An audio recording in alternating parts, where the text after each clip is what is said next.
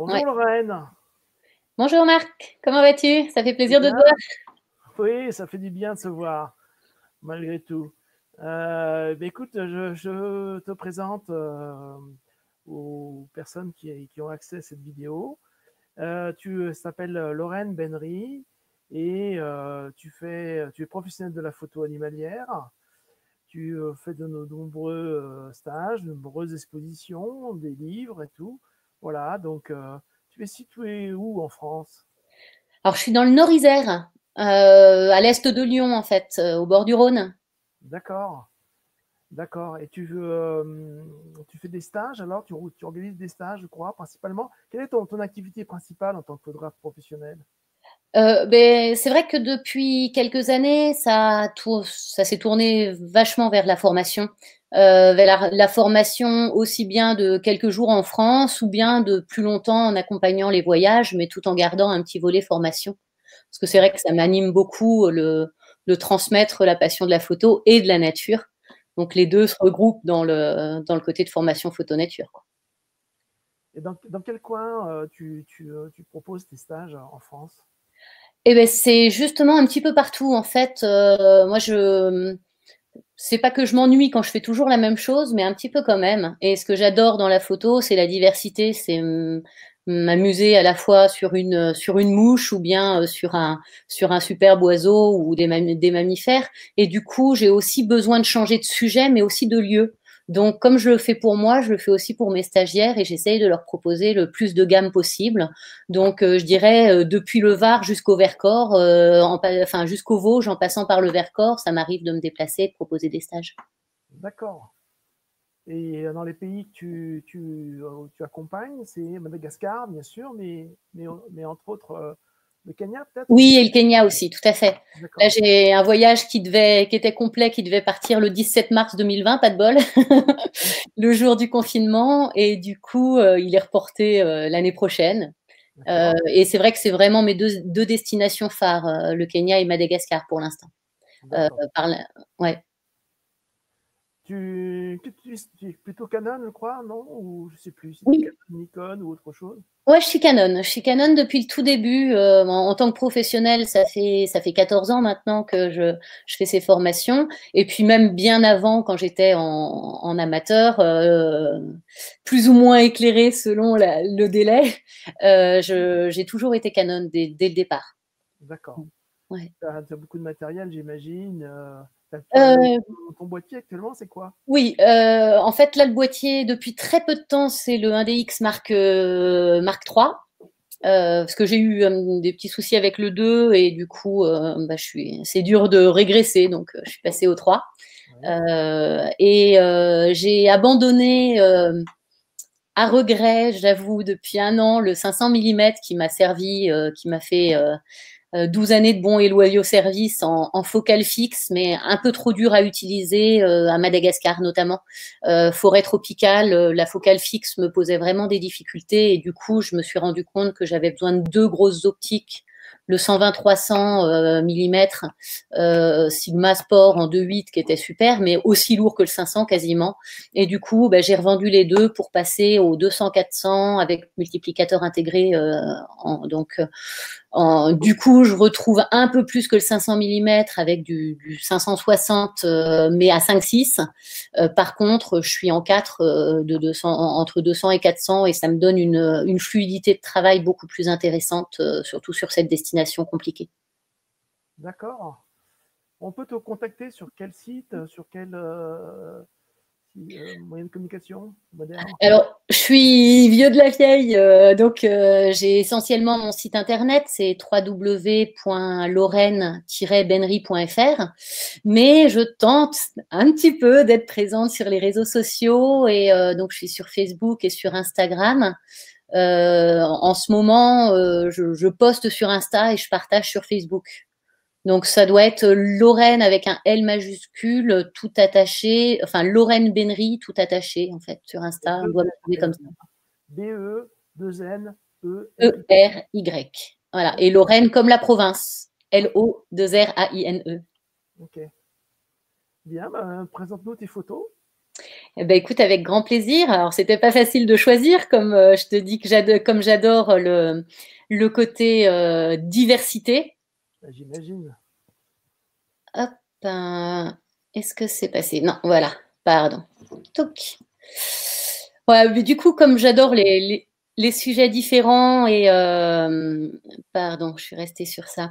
Les sujets différents, ben, je t'ai fait une sélection la plus variée possible, je dirais, par rapport à ce que je touche par moment. Donc, ben, comme on parlait, du Kenya, je commence avec 3 images parce que pour moi, c'en est qu'une seule.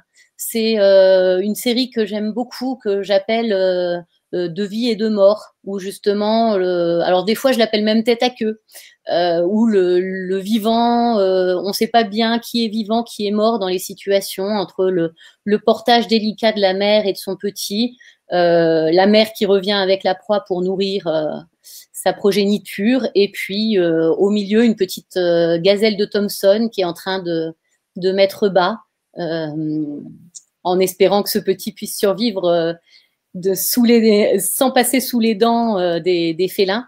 Mais c'est vrai que le côté proie-prédateur est très marqué lorsque l'on est au Kenya, et ça fait partie de la vie. Je t'entends pas très bien, je sais pas si tu Oui, je m'entends. t'entends très bien, je vois très bien les images. D'accord. Magnifique. Tu peux passer à l'image suivante si tu veux. Hop. Ouais, bah celle-ci, c'est la dernière que j'ai faite. J'espère pas la dernière définitive, mais c'est vrai, la dernière matinée où j'ai pu faire de la photo avant le confinement. J'étais sur mon dernier jour de stage dans les Vosges, où je propose un stage sur les chamois du Haut-Neck. On a eu des conditions météorologiques absolument superbes, donc on a pu travailler tranquillement, tous les participants, quel que soit leur niveau, sur ces chamois qui sont plutôt très sympathiques, peu peureux de l'homme, et du coup ça permet à la fois de faire de l'animalier, tout en gardant, comment dire, tout en gardant la possibilité de donner des conseils, qui pour moi c'est indispensable dans un stage. Installer les stagiaires dans des conditions idéales pour qu'ils fassent de la photo, c'est une chose, mais pour moi, leur donner les conseils photographiques, c'est important. Donc, j'ai besoin de parler, et du coup, c'est pas vraiment l'idéal pour l'animalier, hormis ici où les chamois n'ont pas peur de nous. Voilà. Et puis donc sur ce stage, là, j'ai eu la chance d'avoir à la fois des ambiances très givrées, très brouillard, à la fois des superbes lumières, et sur 4 jours, on a eu presque les 4 saisons. Ça, c'était au même moment, mais pas avec la même météo. C'était 2 jours avant. Du coup, on avait beau être sur les chamois. Je suis passée un petit peu sur le côté macro pour essayer d'imager et de montrer ce détail au moment même où les gouttes d'eau commencent à givrer. Je ne sais pas si tu vois, je vais essayer avec le zoom. Je ne sais pas si tu vois ma souris Oui. quand je tourne, voilà. Donc en fait, on voit vraiment l'endroit entre le givre et l'eau qu'on va voir ici, les boules de givre qui sont en train de se former, alors que là, c'est encore à queue. D'accord, oui, oui.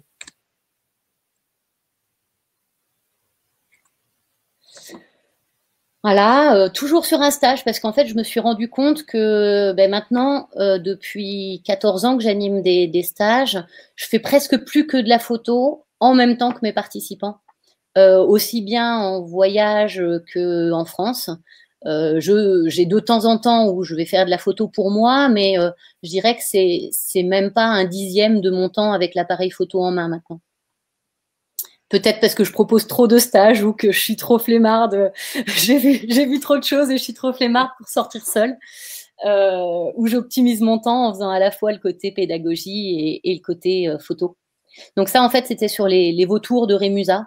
On a passé 2 jours au pied de la falaise à jouer avec les vautours au vol et utiliser le côté photodynamique, même si celle-là est plutôt tranquille et posée. C'était des moments sympathiques.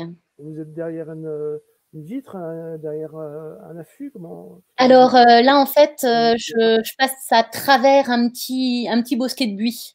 Donc automne, c'était il y a à peine un mois, donc les couleurs automnales, et donc c'est les petites feuilles de buis qui prennent la lumière et à travers lesquelles je passe pour. C'est ça qui donne Tout à fait, ces petites boules jaunes. Ouais. Voilà. Ouais, c'est la lumière qui tombe sur les feuilles de buis orangées de fin de saison. D'accord. Et donc, l'idée, c'était de rappeler un petit peu le orange de l'œil du vautour qu'on voit très bien sur cette image. Ah, celle-ci, c'est un des sujets que j'aime beaucoup. J'ai un stage d'ailleurs que je propose vraiment que sur les menthes religieuses. Alors cette année, j'avoue qu'avec la météo, ça avait été un petit peu compliqué d'en trouver suffisamment et d'avoir les comportements. Mais ici, c'était cet été, avec un beau comportement d'accouplement. Celui-là n'est pas dans mon livre Kamasutra des petites bêtes parce que je l'ai fait trop récemment, mais sinon c'est typiquement le genre de photo que j'avais mis dans ce livre-là. Et là, si tu observes bien, en fait, c'est la première fois que je l'observe.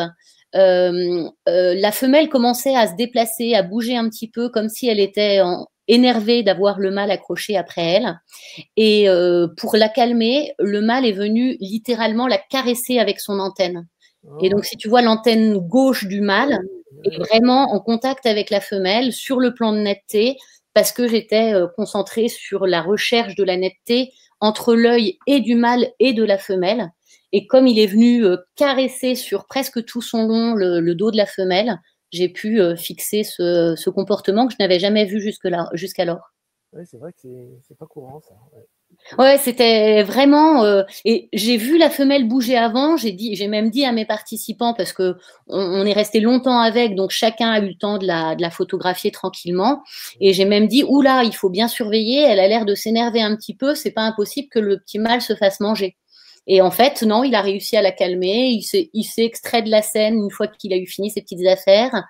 Personne n'a souffert de la situation et c'était nickel. Il s'est pas fait bouffer par Non. la femelle comme la légende. Voilà, alors c'est pas vraiment une légende, hein. C'est loin d'être systématique. Moi, dans le nombre d'accouplements que j'ai observés chez les menthes religieuses, parce que c'est vrai que c'est un sujet que j'ai beaucoup travaillé et fait travailler par l'intermédiaire des stages, et j'ai très très rarement vu des prédations. J'ai vu 2 prédations pour une quinzaine d'accouplements, on va dire, dans ces eaux-là. D'accord. Voilà, encore les chamois du Honeck. Ça, c'était en été. Ça se voit moins au niveau de l'ambiance. Mais c'est vrai que les ambiances là-haut sont vraiment sympas. On a les brouillards qui montent de la prairie. Donc, en fait, de la plaine en bas. Derrière la zone de brouillard, en fait, on a une grande combe dans laquelle les chamois vont se protéger lorsqu'ils ont peur. Et c'est ce qui fait aussi qu'ils sont suffisamment calmes dans cette zone parce qu'ils savent qu'on est incapable de les suivre dans la combe. Par contre, c'est une zone qui est dangereuse, du coup, qu'il faut bien connaître, parce que les chemins sont au bord de la combe, et si on tombe dedans, on s'en relève difficilement. Voilà. Et donc là, c'est un comportement que j'ai observé souvent sur les chamois du Honeck, où ils se campent, ils se dressent sur les arbres pour aller manger les feuilles. Donc, des fois, on a presque l'impression qu'ils font les chèvres à monter dedans. Voilà. Donc, c'est une petite ambiance que j'aime bien. D'accord. Les libellules au vol. Ça, c'est un atelier que j'adore faire travailler. Et autant sur les achnes bleues et vertes, qui sont les photos qu'on voit le plus souvent de libellules au vol, elles font beaucoup de vols stabilisés. Donc, c'est plus facile de les saisir au vol. Autant là, c'est une espèce qui est beaucoup plus dynamique et assez difficile, d'où mon choix sur cette image, qui était réussie malgré la difficulté de ce sujet qui bouge beaucoup. Oui, c'est très difficile de le réussir, enfin, un autofocus qui soit performant, ou tu mets du garde autofocus, Oui. Tu mets en manuel. Ouais, alors je garde l'autofocus.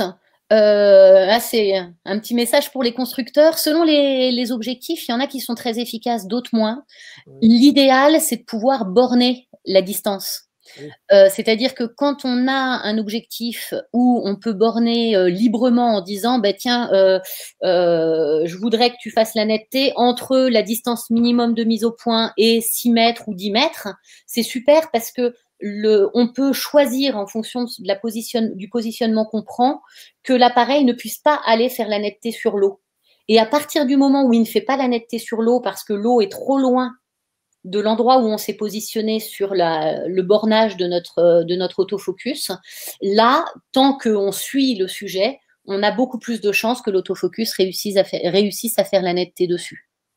Le problème, c'est que souvent, constructeurs nous font la séparation automatique à telle distance ou bien jusqu'à l'infini, mais on ne peut pas décaler ou gérer cette distance. Oui. En tout cas chez Canon. Avis aux constructeurs pour les prochaines idées. Ça, c'est vraiment super. Et sinon, après, c'est à nous de se décaler pour pouvoir avoir la distance idéale pour que l'autofocus n'aille pas choper l'eau derrière. D'accord. Un petit bouquet d'orchidées. Les orchidées sauvages, étant installé dans l'Aveyron, tu sais que tu les as juste à côté de chez toi pour bonne part. Après, moi, c'est une passion depuis très longtemps. J'ai d'ailleurs rencontré mon mari sur un voyage spécial orchidées. Donc, les orchidées françaises, je m'y attelle depuis de nombreuses années. Et j'aimais bien ce côté de cette image-là pour l'avoir travaillée par le dessus et montrer la masse des petites fleurs. Qui est une vision qu'on ne voit pas forcément systématiquement sur les orchidées. Ouais, surtout que là, tu as deux fleurs qui sont dans le même plan, donc qui sont nettes toutes les deux, c'est pas très courant. Voilà, c'est la recherche toujours de faire la netteté à la fois sur les pseudo-yeux et sur le plan principal du label. Et ensuite, c'est se positionner. Alors, j'avoue que des fois, je décale un tout petit peu la fleur en faisant vraiment attention, mais sur celle-ci, elles étaient toutes les deux déjà très très bien positionnées. Donc, j'ai pas eu besoin de me décaler. C'est vraiment juste mon plan focal que je décale au demi-millimètre près pour essayer de trouver ce fameux plan et y intégrer le plus de choses. D'accord. Et puis après, les autres partent un petit peu en espalier. On sent bien la profondeur de champ sur cette image avec à chaque fois, dès qu'on s'éloigne un petit peu, la fleur qui devient plus floue et donc comme un petit escalier en colimaçon pour s'éloigner.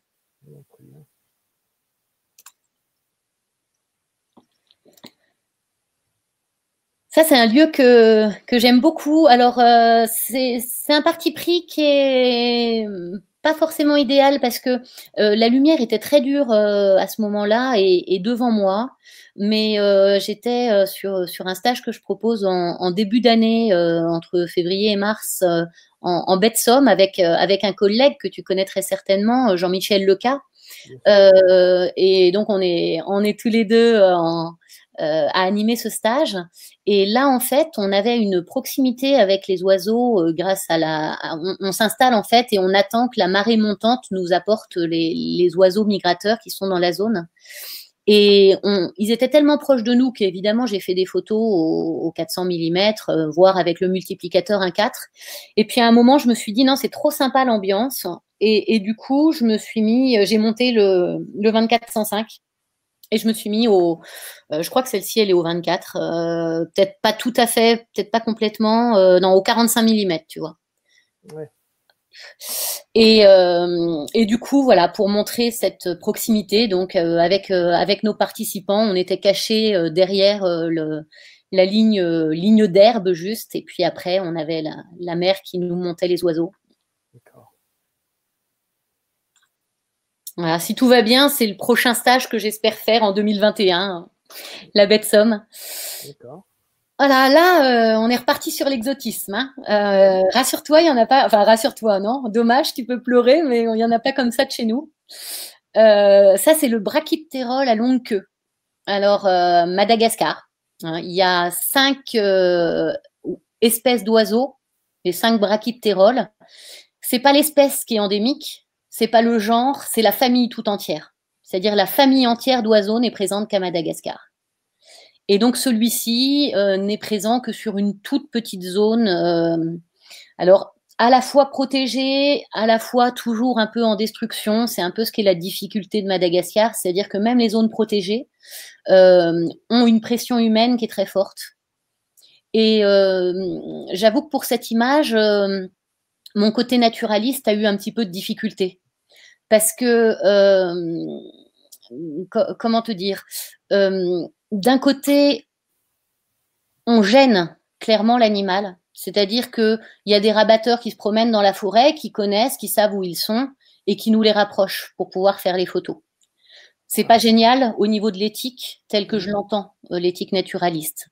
Mais d'un autre côté, si on n'y va plus, si on n'emmène plus personne, ils font plus d'argent et ils détruisent la population pour pouvoir manger, pour pouvoir faire tout. Ils ont besoin de générer quelque chose de financier pour pouvoir maintenir l'espèce.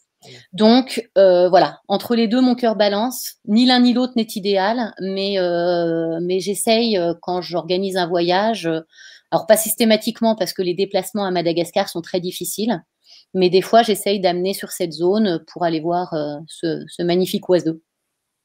Ouais, c'est vrai qu'il est très beau, ouais, très joli couleur. Ah ouais, ce bleu cyan est assez impressionnant. Et la longueur de sa queue, quoi. Enfin, quand on connaît son nom, on dit attention, il y a un brachyptérol à longue queue qui va venir. Tu te prépares, tu dézoomes, mais jamais assez. Et donc il arrive de face avec la queue baissée et d'un seul coup, ch'tung, ah mince, je me suis mis en portrait. Il aurait peut-être fallu que je me mette en paysage. J'étais en paysage, il aurait mieux valu que je me mette en portrait, parce que les 3 premières photos sont systématiquement coupées. Et comme il est quand même assez dynamique, c'est compliqué de l'avoir dans son intégralité. D'accord.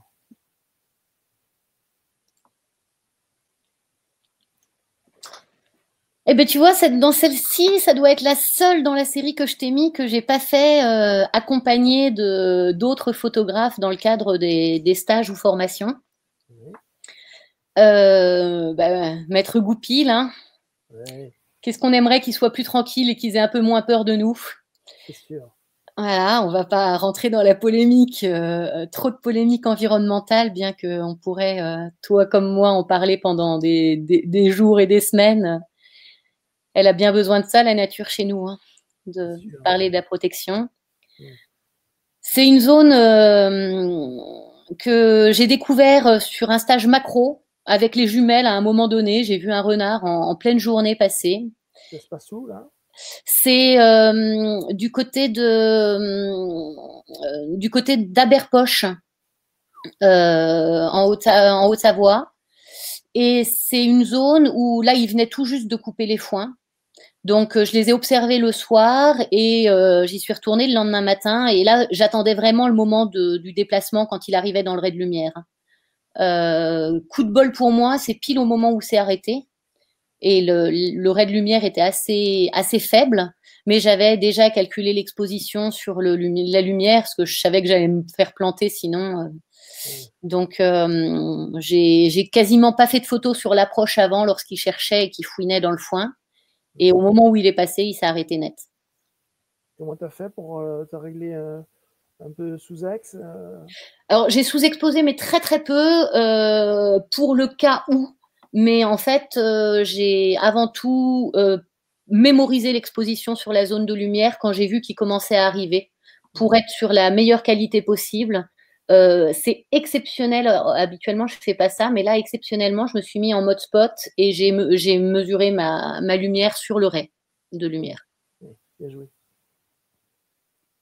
Bien anticipé. Voilà, là c'était vraiment le cas parce que j'étais stable, posée. Après, c'est vrai que je fais pas mal de photos opportunistes aussi en balade ou autre. Mais là, celle-ci, elle était réfléchie avant, calée avant, et je pouvais pas en faire une autre, telle que les réglages que j'avais mis, je pouvais quasiment pas en faire une autre dans l'approche, quoi. D'accord. Alors celle-là, je sais pas si tu te souviens, mais ça avait été fait en ta présence, Oui, sur un stage ancien dans l'Aveyron. J'ai participé à tes stages en Aveyron. Ouais. Juste à côté de Millau, donc oui, oui. Voilà, et puis bah, du coup, voilà, en petit clin d'œil, je t'ai mis celle-ci. Je sais pas si tu te souviens, mais on était parti avec un participant très très éclairé hein, sur ce stage-là. Du coup, il y avait toi qui était plus que connaisseur en photo, et puis un autre participant qui était extrêmement bon également et qui travaillait beaucoup en trépied avec énormément de matériel qui sont très très très utiles pour la photo. Et je te remercie d'ailleurs, je profite de cette vidéo pour te remercier de tout ce que tu nous apportes avec ton équipe pour aider au confort de la photo ou du photographe, trouver les bonnes astuces pour travailler et pour augmenter nos chances de réussite. Et donc, on avait un petit peu joué à la compétition pour jouer avec le MP65, hein, donc le x5. Donc, très grosse macro, à la limite de la micro-photographie. Et on avait joué à photographier les ascalaphes vivants. On avait chacun notre ascalaphe. Lui, trépied, multiflash, petite pince pour maintenir la tige. Et puis moi, plutôt à main levée, parce que voilà, j'aime bien la souplesse du travail en main levée. Et l'idée, c'était de faire la compétition, entre guillemets, entre les deux techniques. Donc, j'avais fait cette image-là à ce moment-là, sur un ascalaphe vivant qui avait été bien gentil, qui m'avait laissé approcher à quelques centimètres le bout de mon objectif. C'est de l'art moderne, c'est superbe. Mm. Ouais, je sais pas si avec la vidéo on voit les détails, mais tu vois, cette ligne-là qui est nervure jaune, on voit les poils qui sont à l'intérieur de la nervure, alors qu'elle est sous une autre couche d'aile. En fait, là, c'est l'endroit où c'est cette aile-là, en fait. Donc, il y a une aile translucide, ensuite en dessous, et cette ligne-là est en dessous. On le voit d'ailleurs avec le passage ici. D'accord.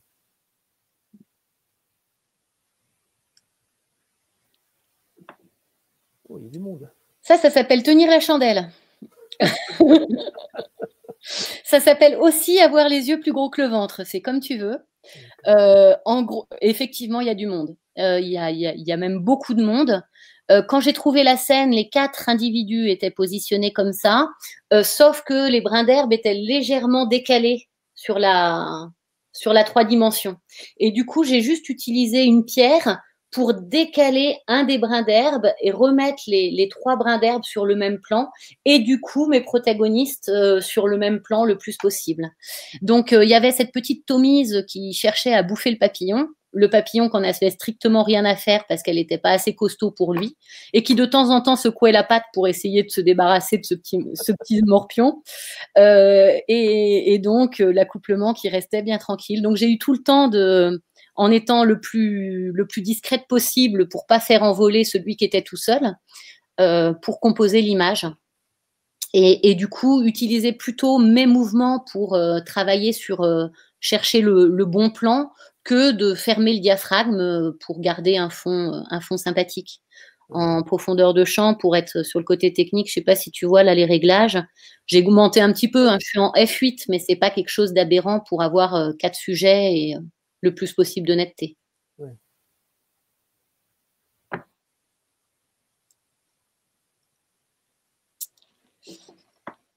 Ah, celle-ci, c'est l'ambiance, le dynamisme, la position des ailes qui me plaît beaucoup dans cette image. C'est une photo que j'ai faite sur le stage en baie de Somme. Alors, pas cette année, c'est une plus ancienne. Mais la chance dans cette zone, quand les hiboux sont là, hein, ils sont migrateurs, donc ils bougent. Des fois, ils sont là en nombre, des fois, ils sont là peu. Des fois, on les trouve pas. Mais quand on les trouve et qu'ils sortent à 17h30 avec les belles lumières que nous offre cette zone très très proche de la mer, qui fait qu'on a les lumières jusqu'à la toute fin si on n'a pas de nappe de nuages, c'est des ambiances qui sont assez superbes. Ouais, les ambiances lumineuses de la baie de Somme, c'est marrant, mais c'est vrai que les peintres impressionnistes en parlent. L'ambiance lumineuse de la baie de Somme est très différente de l'ambiance lumineuse de Nîmes ou de la Camargue, on n'a vraiment pas du tout la même lumière. Ben, c'est vrai que tel que c'est, enfin, l'exposition, on a vraiment le couchant qui arrive directement pile sur la prairie et la mer avant et juste la petite digue de 2 mètres qui empêche.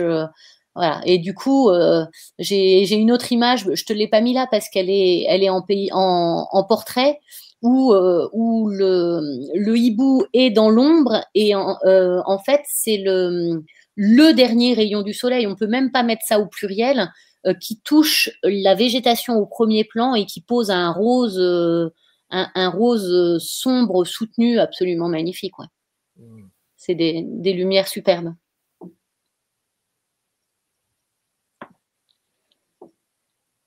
Ah, celle-ci, je l'aime bien et puis pédagogiquement, elle est super marrante pour le côté de la composition, de l'utilisation des points d'or, des lignes des tiers. Là, j'ai vraiment la ligne des tiers basse qui est marquée par les gouttes de rosée. Un point d'or à gauche avec le prédateur, le point d'or à droite avec la proie. Et si tu observes bien, le point d'or en haut à gauche utilisé par une double goutte. C'est-à-dire que j'ai cherché la netteté dans la goutte qui est cachée par tout un paquet de gouttes au premier plan et on voit le reflet d'une goutte à l'intérieur. J'essaye de te la mettre en zoom si ça marche. Tu vois, ici, on a le reflet de la goutte et le paysage à l'intérieur de le petit détail qui n'était pas anodin, hein, qui est vraiment cherché avec la liberté du main levée qui aide à aller chercher ces micro-détails sur la fin d'une composition d'une image. Et retour au Kenya, là. Sur le lac Baringo, celle-ci, pour moi, c'est seule au monde. L'idée étant d'essayer de faire ressortir cet aningaru qui est quasiment invisible dans ce désert d'arbres morts après une montée des eaux assez importante sur le lac Baringo. Je ne sais pas si tu le vois, je te le zoome. Alors, il est au plein centre de l'image, mais pour pouvoir, il n'est pas net pour l'instant. Ouais, ça y est, là, il s'est mis. Voilà, j'aime bien cette petite ambiance. Voilà, et puis, je finis avec celle-ci. Pas t'en mettre trop quand même après. Je t'avais dit hein, que c'était très hétérogène et très diversifié. Oui. Voilà, une petite macro serrée sur un agrillon.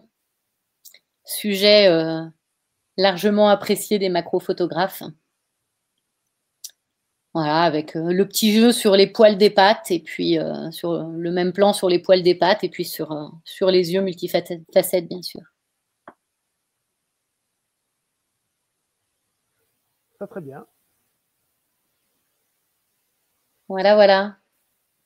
Là, on voit dans les yeux, ta note, dans les yeux, on voit une sorte de...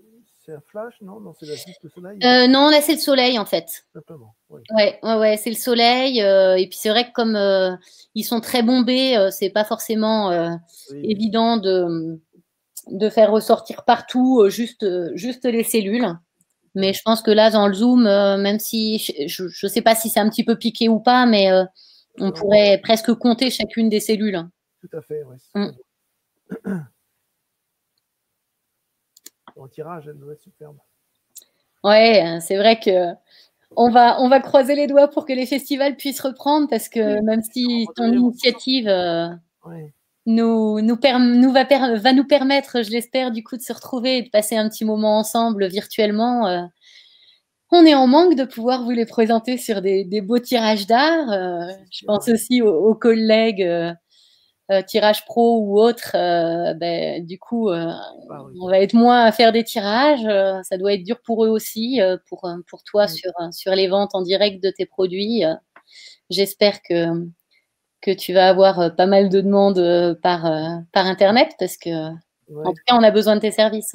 Merci. Bien, tu nous remets la caméra? Ouais, avec plaisir. Tac. Donc, dans les livres que tu proposes, voilà le dernier livre que tu proposes. C'est un livre assez balèze. Hein, et Le petit, pèse un bon, peut-être 2 kilos, je sais pas, il y mais en a 3. 3 3 kilos. kilos. Ouais. Ouais. Voilà, donc 3 ça, c'est le dernier kilos, livre sur Madagascar. 428 pages. Voilà. Que tu as fait avec, je le connais pas bien, Olivier Hirschi. Hein, C'est mon mari. c'est comme ça qu'on dit? Ouais, Hirschi, tout à fait. Olivier Hirschi. Donc bah, voilà, hein, depuis 12 ans qu'on travaille sur Madagascar, on a toujours fait, enfin le plus de voyages, j'ai dû en faire 2 seuls et les autres, il m'accompagnait systématiquement. Et puis donc il a œuvré aussi sur les textes, hein, on a fait les textes en duo et surtout un soutien énorme pour faire les photos. Il me donne la possibilité justement, en prenant les notes, en m'aidant à porter le matériel, de pallier au plus de situations possibles qui sont souvent compliquées quand on est sur la forêt pluviale. Ok. Puis après, tu as d'autres livres aussi. Tu as le Kamasutra, c'est ça? Oui, le Kama Sutra des petites bêtes. Alors celui-là est épuisé. J'en récupère de temps en temps en librairie, un ou deux à droite, à gauche qui traînent, mais j'en ai plus beaucoup. Alors j'hésite à le retirer parce que c'est vrai qu'on me le demande souvent. C'est un de mes petits livres phares. Je sais pas si les interlocuteurs voient, mais j'ai quelques-uns les bouquins là. Et c'est vrai que Kama Sutra, il a bien fonctionné. Au départ, quand je l'avais sorti, c'est celui que j'ai imprimé en le moins nombre d'exemplaires parce que je me suis dit que vendre des photos porno d'araignées, c'était peut-être pas forcément ce qui était le plus facile, mais je me suis trompée sur la nature humaine. Et du coup, ouais, il marche bien. Tant mieux, tant mieux. Bon, et qu'est-ce que tu as à part Madagascar? Tu as d'autres livres qu'on peut pour se procurer de toi Eh ben écoute, ouais, j'ai Papillon tout naturellement que vous devez avoir aussi peut-être à la boutique Oui, Jama et puis sinon que j'ai sur mon site internet. oui. Lion roi du Marat, je pense pas que je te l'avais proposé parce que c'était le tout petit. Tu vois, celui-là, c'était l'idée de. C'est pas comme Madagascar, hein, c'est Non. une feuille de papier, un petit feuillet de 16 pages pour avoir les différents comportements de l'animal. Et Ok. puis, je suis en train de travailler sur un autre. Tu vas me traiter de monomaniaque, hein, mais j'espère qu'avec la série d'images, je t'ai montré que non. Mais aussi sur Madagascar. Par contre, ce ne sera pas en auto-édition. C'est-à-dire que là, j'en suis à 8 titres auto-édités, auto-financés. Oui. C'est vrai que sur Madagascar, c'est un petit peu difficile parce que j'avais prévu sur cette année de faire plein de festivals pour le proposer. J'ai une superbe expo qui a été financée par Montier Ander que j'ai présentée 2 fois et qui n'a pas bougé de l'année. Ouais. Malheureusement. Et puis c'est vrai que quand il fait 3 kilos, c'est difficile de l'expédier. Hein. C'est tout de suite au niveau des frais de port, Oui. ça se ressent. Donc vivement qu'on puisse se retrouver en physique, même tant pis avec le masque, mais qu'on puisse se retrouver en physique. Et donc voilà, je travaille aussi, j'ai utilisé ce temps de confinement pour bosser sur beaucoup de textes parce que il y a l'édition Les clés pour bien voyager dans la collection chez l'éditeur Glénat qui m'a demandé de travailler sur ce projet. Donc ça devrait voir le jour en 2022 ou 2023 ou plus tard. D'accord. Donc ça va bien m'occuper parce qu'il y a beaucoup de textes. Voilà. J'avais pas Bon. assez de place, tu vois, avec les 428 pages pour parler de Madagascar, donc j'en fais un deuxième. Bien, écoute, Lorraine, je te remercie beaucoup cette présentation. C'était super. Et voilà, si les personnes veulent en savoir plus, qu'ils te contactent et qu'ils aillent voir sur ton site internet. Voilà. Et écoute, merci beaucoup et à très bientôt. Avec plaisir, Marc. Ciao. Ciao, bonne continuation. Merci.